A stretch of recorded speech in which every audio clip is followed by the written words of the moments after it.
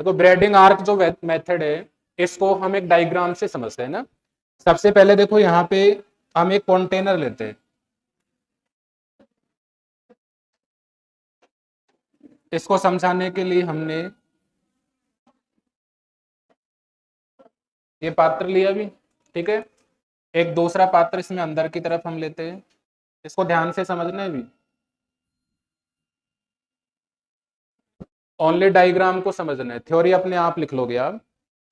तो braiding arc जो method है इसको समझाने के लिए हमने एक पात्र लिया। क्या लिया बताओ? पात्र लिया भी, ये पात्र हमने लिया, क्लियर है। इस पात्र में हम जल भर लेते हैं। क्या भरते हैं भी? अरे इधर ध्यान होना चाहिए। ये जल इसमें भर लिया भी, क्लियर है। ब्रेडिंग आर्क विधि को समझाने के लिए हमने क्या लिया? एक पात्र। इस पात्र में हमने किसको भर लिया? जल को। इसके बाद में एक भार वाला पात्र हमने लिया, पात्र में हम क्या रख देते हैं भी? बर्फ, आइस रख देते हैं ना। ये आपके पेपर पास है, थोड़ा ध्यान दो आप थोड़ा सीरियस हो जाओ आप पढ़ने में।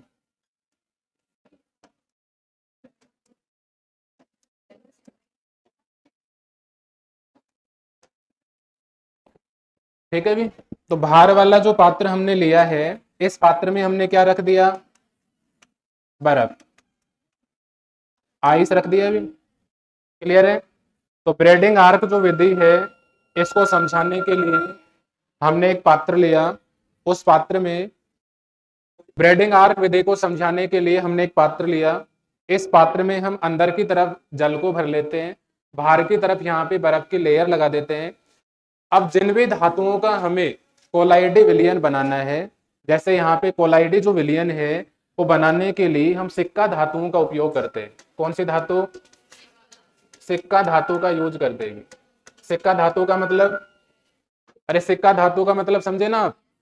सिक्का धातु का मतलब जिनकी स्ट्रक्चर एक सिक्के के समान होती है, इसलिए इन धातुओं को हम कहते हैं सिक्का धातुएं। और सिक्का धातुएं के रूप में जैसे स्वर्ण हुआ भी आपका, सिल्वर हुआ, ठीक है, इनके सोल बनाते हैं, क्लियर है। अब सिक्का जो धातुएं हैं इनका क्या किया जाता है? इनको थोड़ा सा पीस लिया जाता है, चूर्ण में कन्वर्ट कर लिया जाता है, और इन सिक्का धातुओं के हम इलेक्ट्रोड बना देते हैं। क्या बनाते हैं बताओ? इलेक्ट्रोड बना देते हैं, क्लियर है। सिक्का धातुओं के हमने क्या बनाए? इलेक्ट्रोड। अब इलेक्ट्रोड दो होंगे भी, एक एनोड होगा और एक कैथोड होगा। जैसे मैं यहाँ पे इसमें कर देता हूँ, ये आपका कौन सा इलेक्ट्रोड हुआ? एनोड हुआ, और ये आपका कैथोड हुआ, क्लियर है भी। ये आपका एनोड हुआ और ये आपका कैथोड हुआ, ये एनोड और ये आपका कैथोड हुआ। अब एक पे पॉजिटिव चार्ज होगा भी और एक पे नेगेटिव चार्ज होगा।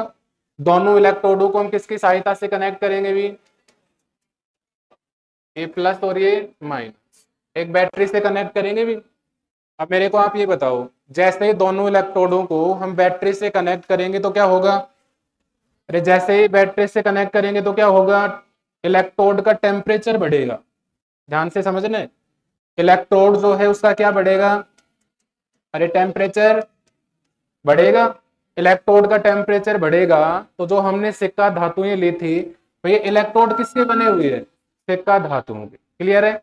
अब ये सिक्का धातुएं जो ली हैं हमने, इसका जो इलेक्ट्रोड बना हुआ है, जैसे ही हम इसको बैटरी से कनेक्ट करते हैं तो इसका टेम्परेचर बढ़ जाता है। टेम्परेचर बढ़ने के कारण ये जो सिक्का धातुओं के इलेक्ट्रोड हैं इनका टेम्परेचर बढ़ेगा भी। टेम्परेचर बढ़ेगा तो यहाँ पे स्पार्किंग की प्रोसेस होती है। किसकी प्रोसेस होती है? क्लियर है। स्पार्किंग की यहाँ पे प्रोसेस होती है, और स्पार्किंग की प्रोसेस होने के कारण यहाँ से दोनों इलेक्ट्रोड जो हैं तेजी से पिघलने लगते हैं, और पिघलने के कारण ये किस में आ जाते हैं भी? वाटर में। किस में आ जाते हैं? पानी के संपर्क में आएंगे। अब पानी के संपर्क में आएंगे तो टेम्परेचर बढ़ेगा। टेम्परेचर बढ़ेगा तो बताओ सिक्का धातुएं जो हैं या धातु जो है इनका वाष्पन होगा। अरे क्या होगा? वाष्पन। अब वाष्पन की जो प्रोसेस है उसको रोकने के लिए, वाष्पन की जो प्रोसेस है उसको रोकने के लिए इसके चारों तरफ इसमें हम बर्फ की लेयर लगा देते हैं। क्या लगा देते हैं? बर्फ की लेयर। क्लियर है? बर्फ की लेयर क्यों हमने लगाया? धातु का वाष्पन ना हो, धातु का वाष्पन रोकने के लिए इसमें हमने किसकी लेयर लगाई? बर्फ की। जिससे धातु का वाष्पन नहीं होगा और हमें यहाँ से मतलब जितने हमें धातु प्राप्त करनी है, धातु का सोल, वो हमें यहाँ से प्राप्त होगा। क्लियर है? अब देखो इसमें जो बनने वाला जो सोल है उसका स्थायित्व हो, बनने वाला जो सोल है वो अस्थायी प्रवृत्ति का होता है। कैसे प्रवृत्ति का होता है? अस्थायी। इसको स्थायित्व प्रदान करने के लिए इसमें हम स्थायी कारक पदार्थ मिलाते हैं। कौन से पदार्थ मिलाते हैं भी? स्थायी कारक। और स्थायी कारक पदार्थों के रूप में हम किसका उपयोग करते हैं? NaOH और KOH। ये ध्यान रखना भी, स्थायी कारक जो पदार्थ हैं उसके रूप में हम किसका यूज करते हैं? NaOH और KOH। तो ब्रेडिंग आर्क मेथड को समझाने के लिए हमने एक पात्र लिया, इस पात्र में हमने जल को भर लिया, बाहर की तरफ हमने दूसरा पात्र लिया, उस पात्र में हमने बर्फ की लेयर लगा दी।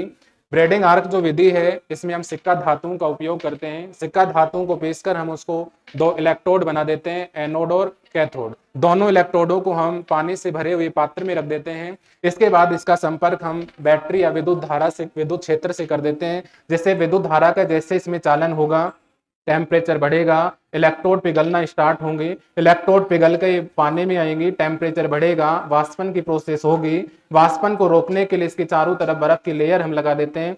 लेकिन बनने वाला जो ये सोल होता है अस्थायी होता है। इसको स्थायित्व प्रदान करने के लिए इसमें हम स्थायी कारक पदार्थ मिला देते हैं और स्थायी कारक पदार्थों के रूप में हम NaOH और KOH का उपयोग करते हैं। इस मेथड को हम कौन सा मेथड कहते हैं?